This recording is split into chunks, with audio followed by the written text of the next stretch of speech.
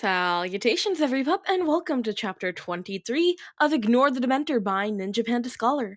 As always, the link to the fic will be in the description below. And with that out of the way, let's jump on into it. Chapter 23 Summer Love. Summer of Love. Author's notes. There are only 2 chapters left. The last chapter will be a short one-shot. I've been planning of Snape's quarters during the time Dumbledore and Sirius lived with him. A bit of a buddy comedy. It took 2 days before the inevitable prank war started. Harry rolled his eyes and set out clear guidelines once the first prank hit Remus, who took a sip of tea and turned purple. Snape smirked as Harry stood in front of the other 2 men and sternly told them the rules they were expected to follow on pain of having an angry Dementor follow them around for a day. The rules were 1. Snape is off limits. No pranks can be set that he would even accidentally be subjected to. Sirius pouted at this for a moment, but caved quickly as Snape stared at him and spun his wand carelessly through his fingers. 2. Jamie, without Harry inside, was off limits. Soulless people cannot protect themselves, Harry told them sternly. And lastly, 3. Creature was both off limits and could not be ordered to help in any prank. He was just starting to come around to liking Harry and was less murderous towards others, so the Dementor didn't want to lose the progress they had made. Creature actually seemed a little sad at this rule, but that just bolstered Harry's case, since any prank set by the house elf would probably be more cruel than funny, in everyone's opinion. With these guidelines, at least Snape didn't end up viciously attacking anyone because of bad school day flashbacks. He ended up somehow taking on the role of judge, as the 2 older pranksters tended to look at him almost unconsciously after each prank to see his opinion. His judgments were: turning someone a different color was overused and juvenile. Making Sirius sound like a donkey all day was quite fitting. Boggarts should never be used as prank items. As soon as Harry walked into the room, the boggart fled like the one from the summer before, so it basically did nothing. Using Weasley Wheezes was cheating. Potions-based pranks always got extra credit, and Dementors jumping out of closets never got old. So the first 2 weeks of summer went very quickly.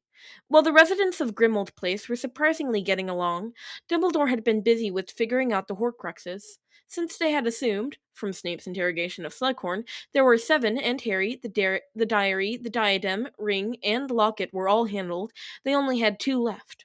Harry had filled them in on his suspicions about Nagini, so Dumbledore had been focusing on the last, non-snake Horcrux. He dropped by Grimmauld one evening as everyone was eating dinner. It was no problem for Creature to dish up another plate for the man as he sat at the table.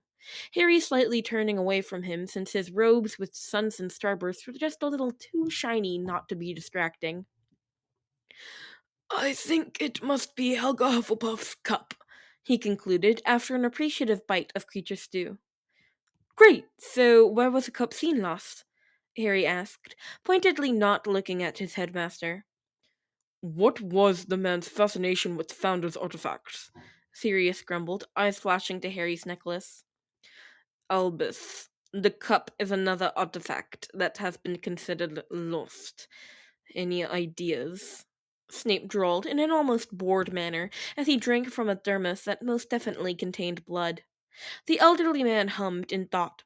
"I tracked it down to Helga's last remaining descendant and obtained a memory of young Tom Riddle visiting her during his time working at Borgin and Burke's. We can easily determine that he stole both the cup and the locket from her, since she owned both in the memory." "Headmaster, that still doesn't tell us what he did with the cup, though. Frankly, if Creature hadn't been able to fill us in on the locket, I don't think we ever would have learned how it ended up here in the house. He was pretty good at hiding things." Remus prodded at, but with a thankful look to Creature, who just sneered at the man he still called the Wolfman. "He gave the diary to one of his followers. It may be possible that he gave the cup to another?" Harry questioned the group. "I mean, Lucius Malfoy is pretty high up, but isn't Bellatrix, Bartycrouch Jr., and even Snape, before now anyway, higher in rank than he is?" Snape seemed to be giving that some thought. "I do believe that Lucius would have been considered higher in status than Barty, but Bellatrix basically worships the monster. I would have thought she would have been given a Horcrux if anyone was. It's possible she may have the cup. She's been in prison for over a decade, though. Where would she have put a Founder's artifact where it wouldn't have turned up before now? Sirius asked as he considered this. Could it be in her vault? I mean, my vaults were the only thing not taken by the Ministry, since they were family property instead of personal. The house as well, but Bellatrix didn't have a family manor, only her personal one with Rodolphus. Her personal manor was seized in her arrest. Snape supplied with the information. She has been living at both Riddle Manor and Malfoy Manor with the Dark Lord. I feel so bad for Draco, Harry groaned, worrying more and more about his sort of friend as the summer progressed. Dumbledore patted the teen's hand. We can only help if he asks for help. I believe his parents will look out for him. Harry just glared at the headmaster. Granted, Dumbledore didn't know that Draco's parents viewed him as an unpure and shameful since he was a creature, but the man's belief in family love was a little naive to say the least. Albus, I think Draco cares for his parents much more than they care for him. But you are right. We can't just kidnap him if he doesn't want to go. I mean, we could, Snape insinuated with a dark look in his eyes. Unethical, Severus. Remus rolled his eyes. Back to the Horcrux. If it does happen to be in her vault, which sounds a bit like a stretch, but if it is, how in Godric's name would we be able to get to it? It's suicide to try to rob the goblins. If her vault's a family property, wouldn't Sirius have some kind of access to her vault since he's still technically the head of the Black family? Harry asked the group. She's a Lestrange, though. It might be in a Lestrange vault. Sirius shook his head. She has a black vault that I could ask to see, but I doubt I could take anything from it without Bella being notified. Even if it's an illegal cursed object? Snape asked, leaning forward and looking more interested now that a plan was being developed. You know, I don't know, Sirius concluded with a shrug. I think it may be worth a try if we can safely get him to the bank. What do you think, Sirius? Dumbledore smiled and looked at the animagus. I'm always up for a trip out of this depressing house. Sirius grinned as Harry and Creature both huffed at the insult to their home. Snape sighed and stood, stretching his long limbs. I will go brew the polyjuice potion. I have a base already started, so it should only take a few days. Wonderful, my boy. Dumbledore actually clapped in excitement. You know, you could use a little help, and Harry must be getting better at potions after all those remedial potions lessons. Harry turned a mischievous grin to his professor. Yes, Professor Snape. After all my remedial potions lessons, I should definitely be able to help you with brewing a polyjuice potion. Sirius and Remus both grinned expectantly at the man. Snape sneered at the table and the headmaster and his student. Harry would swear he could see the wheels turning in his professor's mind. He figured the vampire was probably weighing the actual advantage of some help against Harry's skills, who really hadn't taken any extra potions, and then weighing both of those against his boredom and desire to torture a student over a cauldron for a while. You will help me prepare ingredients, he finally concluded with an evil gleam in his eyes. Harry nodded and stood. It seemed that boredom and torturing a student won the battle. You know, I have actually brewed polyjuice before, right? If you mean your toilet concoction in second year, I both knew and kept an eye on your progress and even fixed that potion for you once. Snape gave him a bit of a shove towards the door when the teen stood in stunned surprise. What? But why? Harry sputtered as he heard the men in the kitchen laughing their arses off in their wake. Why didn't I turn you in? Snape raised an eyebrow as they walked up the stairs to the attic. I was interested to see if Miss Granger could actually pull it off.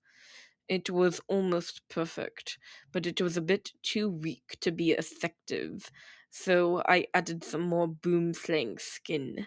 She must not have stolen quite enough from me during your ill-conceived destruction and theft. But, really? You were just curious? The Dementor was completely stunned as Snape shoved a cutting board and a knife in front of him when they entered the makeshift lab in the attic. Teaching gets boring, and it's not like I was busy with my second job at that time. The vampire shrugged with the smirk tugging at his lips. It was impossible that Draco was the heir of Slytherin, and as long as you didn't poison yourselves, it wasn't even a dangerous enterprise. I kept a close enough eye on your toilet potion to make sure that poisoning was unlikely. Harry shook his head and started slicing ingredients. The more I learn about you, sir, the more I'm certain I made a good choice in making you a friend. Snape sneered at that remark and threw a flobberworm expertly at that ended up in Harry's wild hair. Slice that dinner! Two Remus Lupins waited in the sitting room as Harry put on his trainers and Dumbledore chatted with Snape. I knew you didn't actually get a tattoo of that Hufflepuff girl's name in 7th year, the serious Lupin remarked as he held the waistband of his trousers out, looking at his borrowed arse. The real Remus Lupin smacked his arm away. Stop looking at my butt! And no looking at anything else either, he angrily instructed. Besides, Peter spread that rumor, and you know not to believe anything he said. That remark was laden with more than any of them had expected as the room got quiet. Yes, definitely. Let's go. Harry quickly cut in before Sirius could get all moody again. He was positive that, after clearing his godfather's name, a mind healer was the first stop they needed to make. Dumbledore held out a handkerchief as a portkey to Diagon Alley. Harry glared at it like it was Nagini herself. I hate portkeys, he glowered. Well, I hate this house, so suck it up and hang on. Sirius Lupin threw an arm around his godson and also took hold of the handkerchief. With a deep breath, Harry reached out. In a split second, he spun out of the manor with Dumbledore and Sirius, leaving the other two men looking both worried and expectant behind. You think there's a what in Bellatrix Lestrange's vault? The goblin manager of the bank asked in disgusted surprise. He was the fifth goblin they had to talk to, each one moving them up to their supervisor in the chain of bureaucracy. With a sigh, Dumbledore launched one more time into his explanation of what he thought Voldemort had made and their guess as to where it might be. And we really ask that this information doesn't leave this discussion, as that would be disastrous to the war effort. The goblin, Ragnot, if Harry remembered correctly, scoffed at them. The Goblin's Nation discretion is unparalleled. Also, our professionalism in not letting others into vaults they don't own. We know you won't let us into a strange vault, but I'm head of House Black. Would that be enough to just let us look in any black vault she might have? Sirius explained yet again as well. His polyjuice had worn off, and he was saving a second dose until they were ready to leave the building. This is extremely unusual, the goblin muttered as he rifled through a magically expanding filing cabinet in the corner of his office. There must be some kind of precedent, he continued muttering as he seemed to search for the correct paperwork or precedent. The cup isn't technically Bellatrix's since Voldemort owns it and it's part of his soul. Would that help any? Harry chimed in to ask.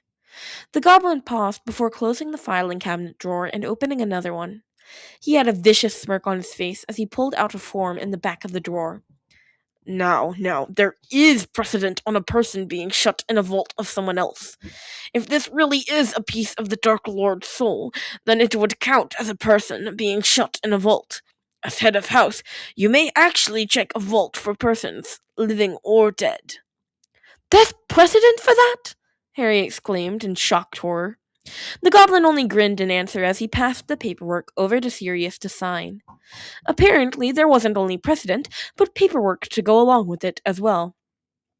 If we were to find a person stuck in a vault, would we be able to take them with us? Voldemort asked, with a twinkle in his eye. Well, we wouldn't want their remains to begin to smell, now would we? Ragnar grinned viciously, his pointed teeth showing. Wonderful!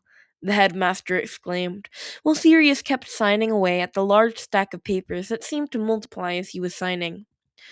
While we wait on Mr. Black, the goblin turned to Harry with a questioning look. Would you happen to be in touch with the other Dementors? Harry jumped in surprise, though he figured that goblins would definitely feel his aura like every other magical creature he'd encounter. Uh, I am. I'm visiting them in the Caribbean at the end of this summer, he answered with a question in his tone. You will help us tie up our loose ends, then, the goblin ordered as he opened yet another drawer and pulled out a heavy ironed key. As your people's business with the ministry is concluded, the terms of their contract fulfilled, therefore they have access to their pay. Their pay? Harry asked in surprise. The Dementors had never mentioned any pay in either the British or Caribbean contracts. He hadn't actually read over the British contract, though. The manager nodded as Harry put the vault key into his pocket. Of course, they must be compensated. The key is to the vault with the jewels of their choosing from the original contract. The settings are quite good workmanship, even if they were not goblin made, Ragnar assessed thoughtfully. Harry grinned broadly. The Dementors were going to love this. They would all have their own shiny jewelry now. He couldn't wait to tell them about it. He might be able to bring a couple of them back from his visit to go through the vault. So that must be why the ministry didn't want to acknowledge the end of the contract, because they'd have to pay up. Presumably, the goblin nodded with a smirk. Done! Sirius worked a cramp out of his hand as he shoved the parchment over to the goblin with a sigh. Follow me. Ragnarok stood up and led them out to the vault carts. Yup, it's definitely here, Harry exclaimed excitedly as he felt the soul piece as soon as the vault door was opened. Please refrain from touching anything that doesn't contain a soul, Ragnarok grumbled from the door as he looked in disgust into the vault, obviously not liking that his bank was used to store something so vile. May I leave my body here by you guys? Harry asked the group tentatively, not wanting to just drop Harry off at their feet. Of course, my boy. We'll take good care of him. Dumbledore twinkled at the Dementor. Ragnarok visibly shuffled further away from them as Sirius plopped onto the floor and patted his lap for Harry to lay down in. As soon as Harry was settled comfortably with his head in Sirius's lap, he rose out of Jamie and began to ghost through the vault. That's very disturbing, the goblin remarked as the ex-convict patted his godson's soulless body's hair. Harry ignored them as he followed the delicious feel of the evil soul. He was almost giddy in anticipation of the treat waiting for him. The cup was sitting inconspicuously on a shelf, looking much more innocent than it was. The cup was a bit tarnished, but it was gold and shined all the same. It was an excellent culinary presentation for Harry's meal. A few seconds later, and Harry was hovering back to the group, a blissed out feeling running through him, warming his cold body. You got it, pup? Sirius asked as the Dementor held up the cup for them to see. He nodded his cloaked head quickly. My, that's an interesting looking cup. Dumbledore moved to see it better.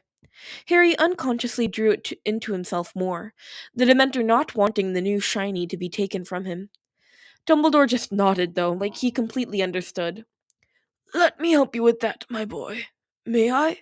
He motioned to the cup with his wand drawn. Harry slowly held out the cup, not knowing what the headmaster was going to do, but telling himself that he couldn't keep the cup, and he'd have to let it go.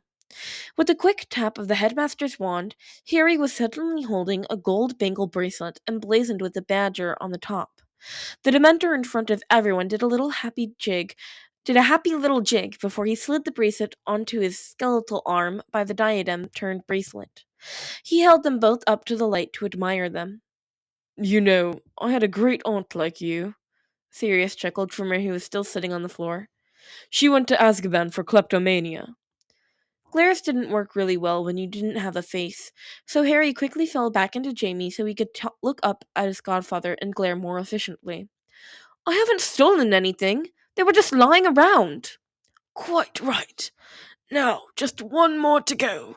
Dumbledore reached out a hand to help Harry up off the floor. Thank you, sir. Harry grinned at him. What happened to Albus? The white-haired man huffed dramatically. Thank you, Albus, for my pretty new bracelet. Harry rephrased with a laugh as he spun the bracelet on his wrist. He blessed his luck once more at finding the spell to keep his jewelry on him in both forms. My pleasure, the headmaster remarked as they left behind Ragnarok to return to the surface. However, I do refuse to turn the last one into any type of jewelry. Harry shuddered at the image of Nagini being a bracelet or a scarf. A couple more gold chains and you could be a muggle rapper, Sirius laughed maniacally as the cart hurtled back towards the surface. So, what are your intentions with my pup? Sirius asked with a serious glare towards Luna, who was sitting on the couch and sipping her tea that the creature had happily provided. Siri, I'm the guy, Harry protested in a croak as Remus tried to stifle a laugh and Snape rolled his eyes from where they were all sitting before Harry and Luna left for the wedding. Yes, but Jamie can't protect himself when you aren't in him. What if she wants to manhandle him while you're all floating around somewhere? Sirius crossed his arms and glared. Harry turned bright red, and Luna just laughed. Don't worry, Mr. Black. I have no intentions of manhandling, she assured him brightly. Not unless Harry decides to hang around inside Jamie, that is. She winked at him, causing Harry to choke on air in surprise. Sirius nodded sagely. That's all I ask, he said, as if that were a very reasonable response. There will be no manhandling, whatever that is, Dementor present or not, Harry exclaimed in embarrassment. Mr. Potter, you were apparently dating Miss Lovegood for months without realizing it. I believe you will be married with 3 brats of your own before you even get around to proposing. I believe Miss Lovegood is the one that's leading in these regards. Snape drawled from beside where Remus was, now not even trying to stop himself from doubling over laughing. Harry was bright red, but just shrugged anyway. Luna threw an arm around his shoulder. Never, Severus. Now don't be mean. Harry just likes things to be very clear. I know that now.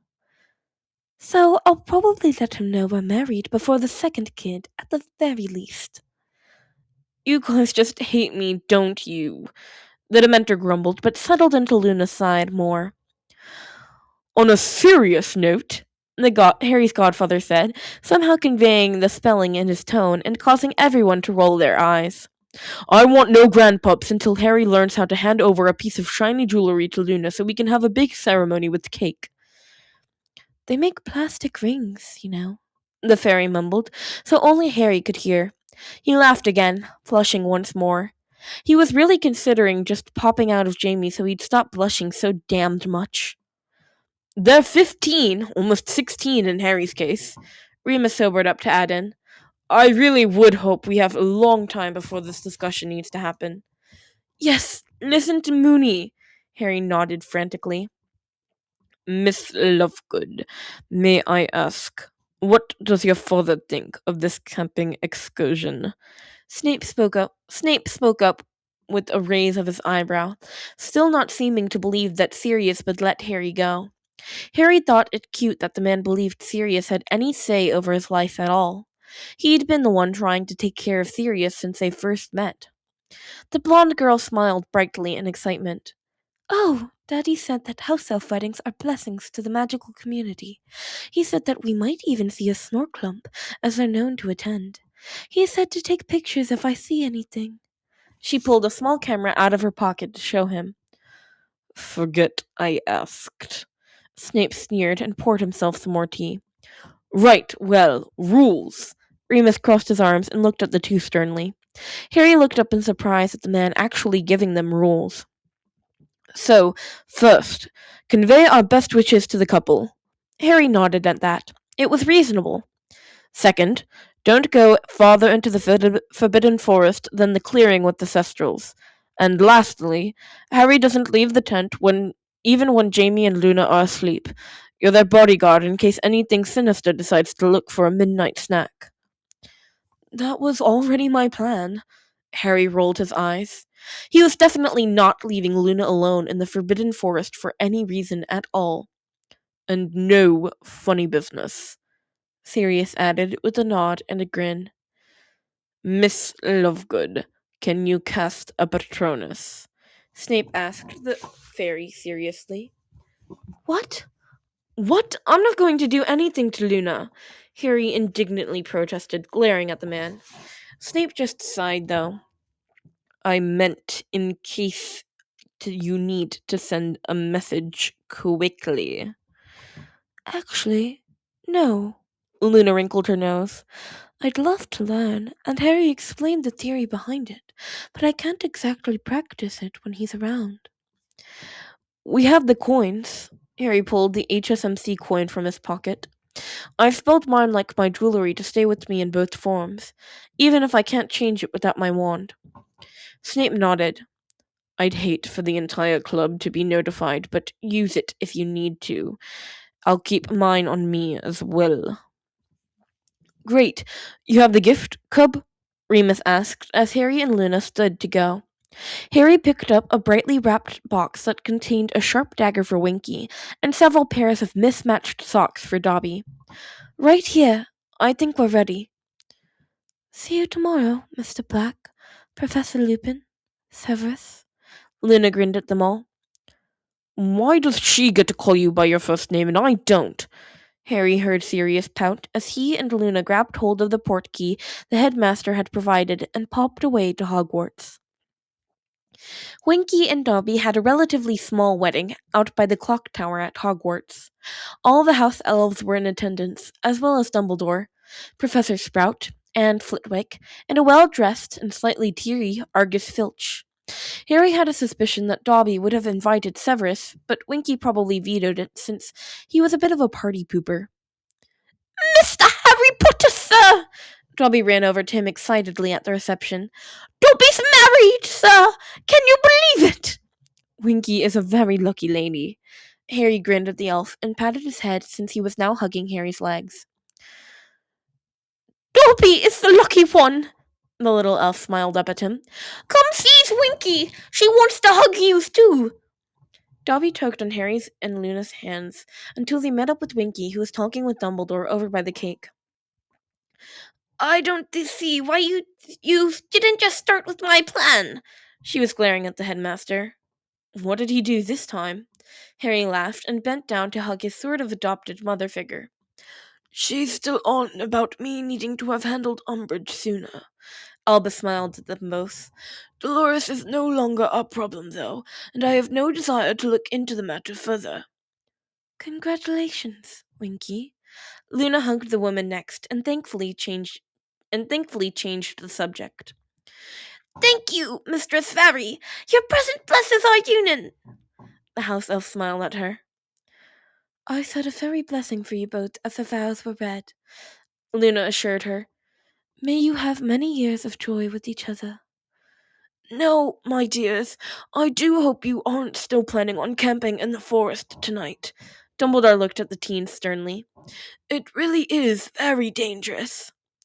Albus, I'm an indestructible Dementor, and most creatures almost worship Luna. I think we'll be fine. Harry patted the man's neon-purple-clad arm soothingly. Oh, if you's going to the forest, would yous take a piece of cake to Mr. Five Wrens? Dobby cut a large piece of cake that wrapped itself up with a snap of his fingers. The herd didn't want him coming back to the castle for the wedding. Of course, Dobby, Luna assured him as she took the cake and kissed the top of the elf's head. Would you wrap up a piece for Sirius too? Harry asked his friend. You know how he gets when he doesn't have sugar around all the time. Dobby laughed, but another piece of cake joined the first with the snap of his fingers once more. Use catch that rat soon, Harry Potter, sir. The doggy is good for Potions Master Snape.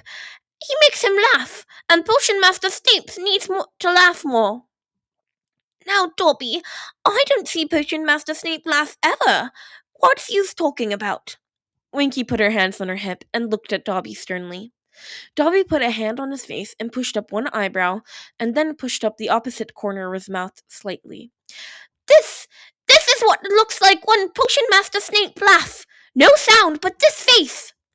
My husband is ridiculous, Winky sighed, as Dobby kept his face as it was and looked intently at Winky. I think he's Snape laughing at you. Harry shook his head in humor. The sun was just starting to go down as Harry and Luna left the castle to find a good spot to go camping. I want a wedding just like that someday, Harry remarked wistfully, a happy feeling filling him up.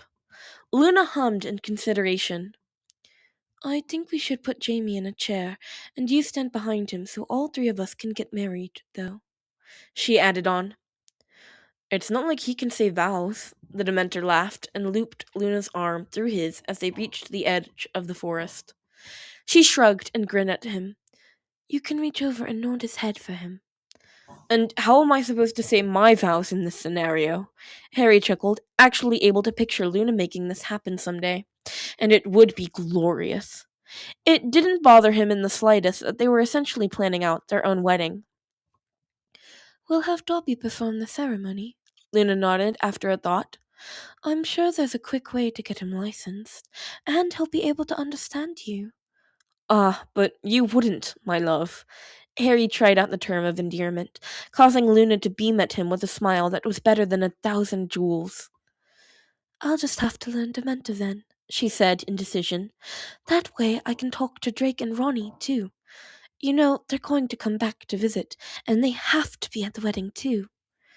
Of course. Harry paused as he reached the clearing with the Cestrals to set up the tent that was inside the rucksack he was carrying. Maybe we could get either King or Athena to officiate with Dobby. That would be fun. Yes, and Severus will sing, Luna added with a clap of her hands that it was all decided. Harry looked up in alarm and disbelief. Snape can sing? Maybe not. Luna reconsidered, then shook her head dismissively.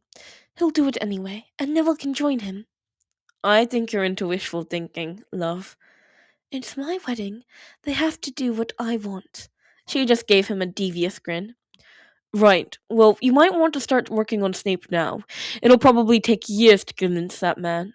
Harry waved his wand, and the tent was set up, one of the main advantages of camping so close to Hogwarts. That's why I decided now. She nodded and headed inside to settle in. Harry looked after his girlfriend, wondering what was too early to tell someone you loved them. Maybe he should give it a few more weeks? Or maybe he should wait until she said it first? He frowned. But what if she waited for him? Then they never say it. You okay?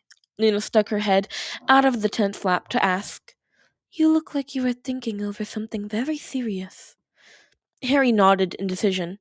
Luna, I love you, he said quickly, not wanting to make the same mistake he had with the not knowing they were dating. I know it's probably way too early, but I love you too, Harry. And Jamie, she laughed, and reached out a hand to pull him into the tent behind her. Help me find some raw steak for the Thestrals. I'm sure I packed some in here. And that's a wrap on chapter 23. I hope you guys enjoyed so much. I like this chapter. It's really sweet. I like specifically Harry and Luna just planning out their wedding, cuz you have to remember they're 15 and 14 and they're planning a wedding for years in the future. They're that confident in their love for one another, and I think that's just so sweet. Anyway, I love this all so much. I hope you guys enjoyed this too. Please go show the original author, NinjaPandaScholar, some love, and please leave me a comment. I love reading your comments. They make me so happy. Please leave me specifically a hate comment, and I'll shout you out in the next video. Unfortunately, nobody left any comments on the last episode, so... I hope you guys enjoyed. Bye-bye, pups!